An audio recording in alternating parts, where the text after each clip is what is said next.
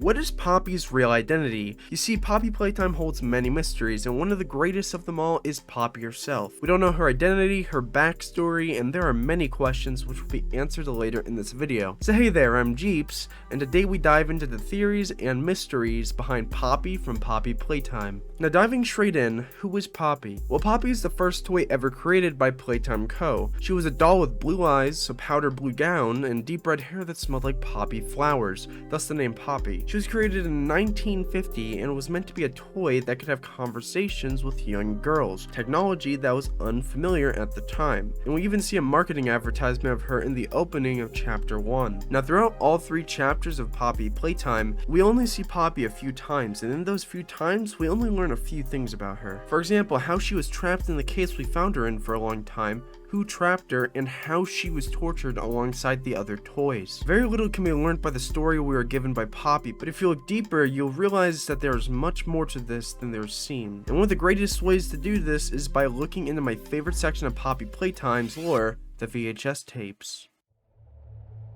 Now there are 2 VHS tapes in particular.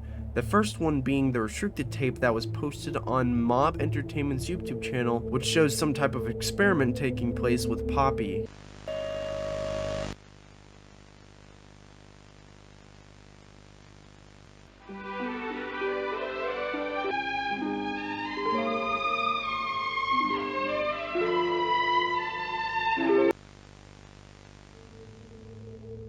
Now as we begin the tape, a warning pops up telling us to close and not view the tape.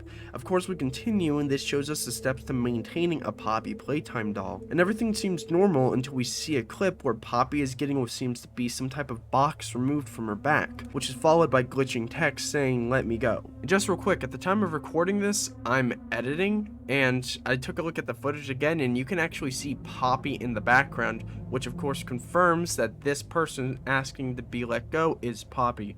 So that's out of the way. And you know when you see glitching text, something's off. Now it could tell someone or something is being held against their will, but the question is who, and how are they associated with Poppy? Alongside this, from watching the VHS tape, you could see Poppy having organic material inside her, which means she was an experiment. And combined with the sentient responses Elliot talks about from the opening tape of chapter 1, it's clear that Poppy has some kind of host who is trapped and isn't in control. And there are a few general theories on who this may be. Starting off with the easiest answer, Poppy's host could have been another Playtime Co. employee and or orphan selected for the experiment. This is supported by an interview we see from our second VHS tape, which shows an interview with Stella Graber, an ex-Playtime Co. employee, before the Hour of Joy. So, Stella, what made you want to work at the Playtime Co. factory? Playing with toys when I was young was so magical. I could go straight from my bedroom floor to anywhere in the world. Being able to work at a toy factory, somewhere that can provide kids with that same experience, that's a pretty great feeling too. Sometimes though, I really wish I could go back to being a kid. I mean, I don't think anyone ever really feels like an adult, but your body just gets older and older, and then you die. Human bodies just can't stay young forever. There's things though, like some trees that can stay alive even while being way older than the person. And from the interview we just listened to, we learned that Stella had a huge passion for toys and children, alongside supporting the idea of immortality as she wanted to be young again. And this isn't the first time we've seen Stella. Matter of fact, we saw her several times in chapter 2.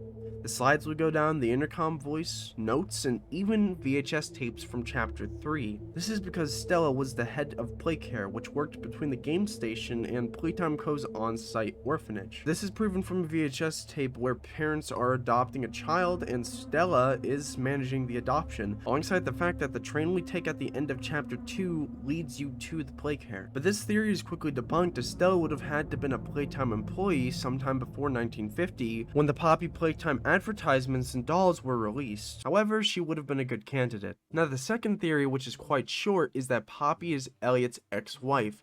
but that wouldn't make any sense since we barely have any information about her, and she really hasn't played any important role in the story up until now. However, unlike Elliot's ex-wife, there is a widely accepted theory that the host of Poppy is Elliot Ludwig's daughter, who we assume was the past family member mentioned in the Elliot Ludwig documentary VHS tape found in Elliot Ludwig's office. You know that brown VHS tape that just sits there? Yeah, it mentions it. This would explain Elliot's drive to bring happiness to children and, more importantly, to bring beings back to life. This is more than supported by one of the first experiments conducted by Elliot Ludwig that we know of, and it's found right next to the VHS tape on his desk. Experiment 814. Experiment 814 consisted of testing poppy flower gel combined with electrical shocks used on dead rats, most likely to test if the gel could bring dead animals back to life, and if that could be replicated with other living organisms like humans. Which of course it worked, just not in the way you would have expected. So then that's it. Elliot's daughter is Poppy, and that's all. Well, while there's not much evidence left from Poppy's end, there are a few things we could take from Elliot Ludwig's perspective. For starters, let's go all the way back to chapter 1, where we see Poppy trapped in a glass case that we freed her from. Now in chapter 3, Poppy mentions that she was trapped in the case by the prototype sometime around the Hour of Joy,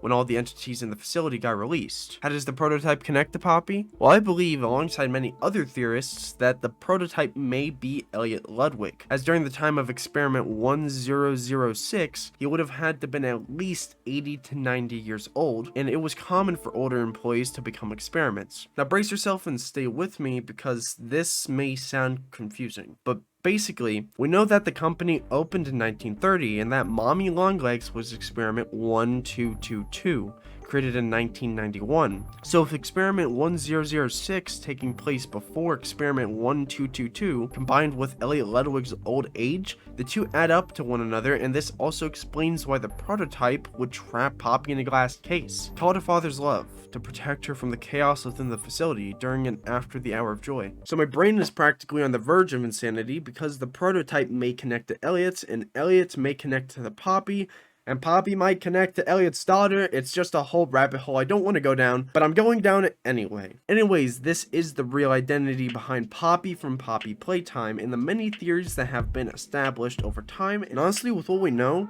I'm quite comfortable saying that Poppy is Elliot's daughter, but much more may come within the next chapter of the game to change that theory, so all we could do is wait. Thank you once again for watching. I love and appreciate you guys. If you have any thoughts, let me know in the comments down below, and that's all for now. I'm Jeeps, and I'll see you in the next video. See you next time.